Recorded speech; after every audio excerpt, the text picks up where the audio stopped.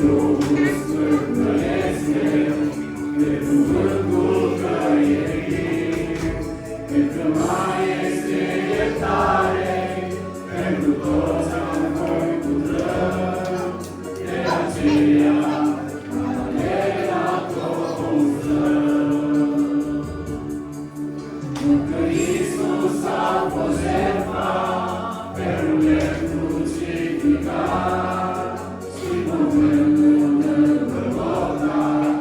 Duhul a fost îngropat, de că am înviat precum a scris, și când s-a arătat, de aceea